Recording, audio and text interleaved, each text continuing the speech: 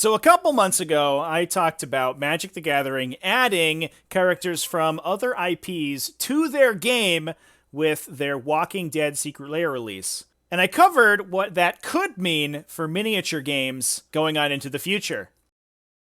So anyway, Warhammer 40k is getting Magic the Gathering cards.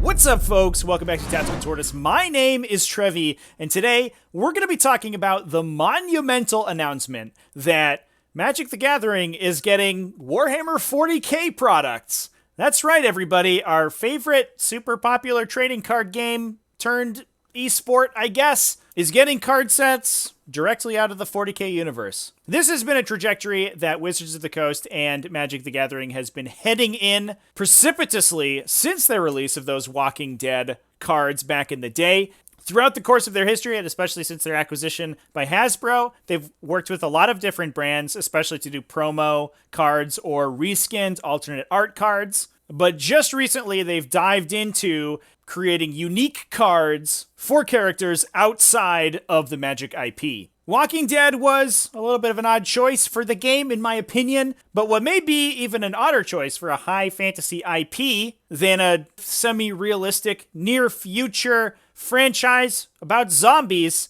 is a sci-fi brand with laser beams and space robots.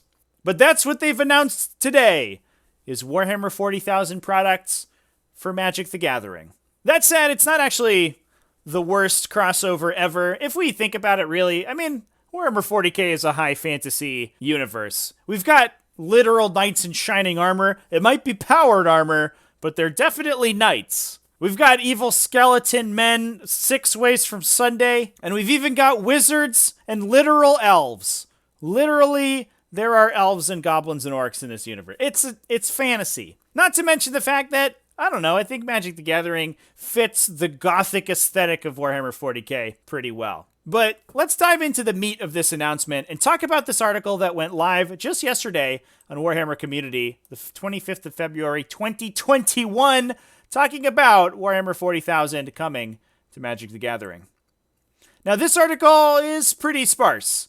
My favorite part about it is that right at the top, they talk to us about all of the other brands that they've partnered with to create Warhammer 40,000 content, going, hey everybody, don't worry about it. Remember how we worked with Bandai and McFarlane and even Marvel Comics? You know, the people who made Iron Man?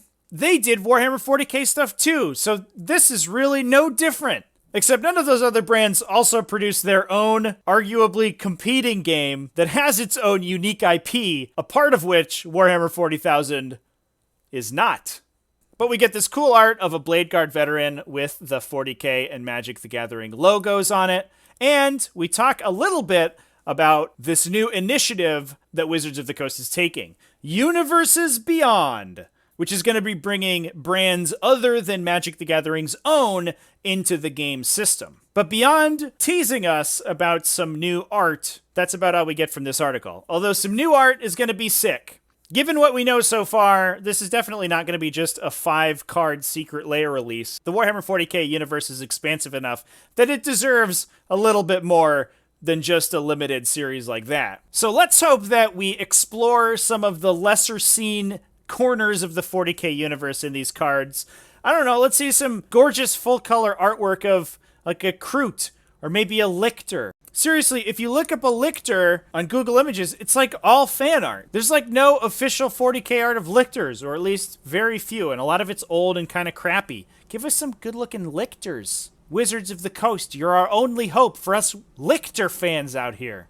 Now, this development is explained in even more depth over on Wizards' website, magic.wizards.com, on their article releasing at the same time, talking about this new project, Universes Beyond.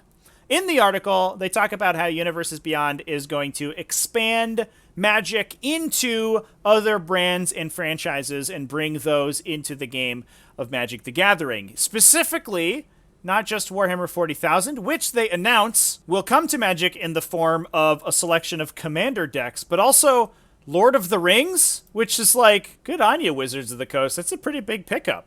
For those who don't know, Commander is a casual, typically multiplayer format of Magic the Gathering, in which your deck is led by a commander, a character or a powerful hero that lends you some abilities and also shapes how you construct your deck. Typically, players will build a deck themed around their commander and get really into choosing cards that either synergize with them or associate with them conceptually. Seems pretty cool, and seems like a good way to introduce 40k to the game. If you really want to, you could play your, hopefully, blue-red Ultramarines deck. They'd probably be blue-white, I guess, though. That's less good.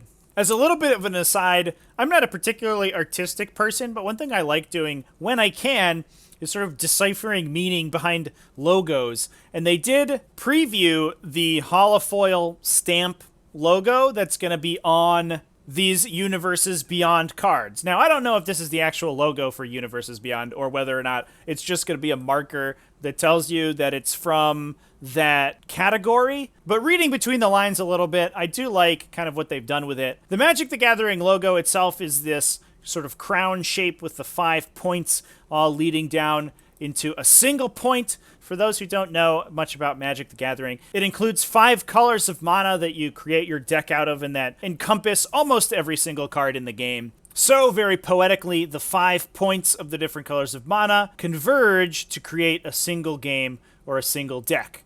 Very cool. I like that. And in this Universes Beyond stamp that they've shown us, it includes that 6-pointed Magic the Gathering icon, but not as the focal point of the stamp. Instead, the space between the icons is the focus. To me, sort of signifying that these sets will be associated but separate from Magic the Gathering. Although, honestly, this is a holo stamp, so it's probably going to be off-center, and I'm reading way too much into it. But you know what? Let me dream.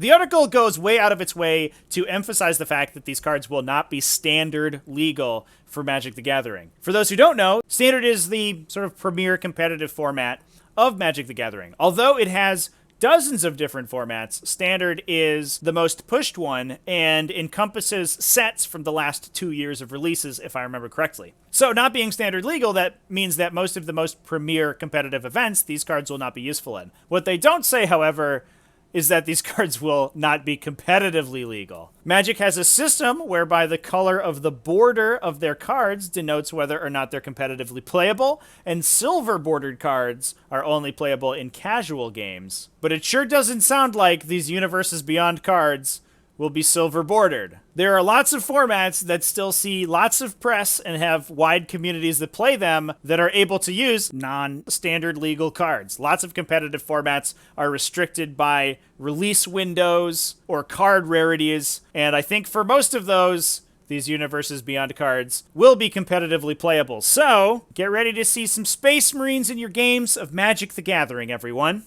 They also mention explicitly that these releases will come both in the form of reskins like they've done in the past, creating an alternate art version of a card that uses a popular character from pop culture, and unique cards that solely represent that character in the game. This is sort of cementing Magic the Gathering as more of a framework of a game than solely its own IP. And while in the past it has essentially encompassed its own multiverse, this is going to make it much more of a card game system that is able to slot different franchises into it. My head's brought immediately to the Cryptozoic deck building system, which is a deck building card system that essentially uses the exact same mechanics for a wide variety of licensed products, all of which can then be used together. Looking forward 5 years into the future, and that's what the face of Magic the Gathering may look like. Not necessarily its own multiverse, although that will be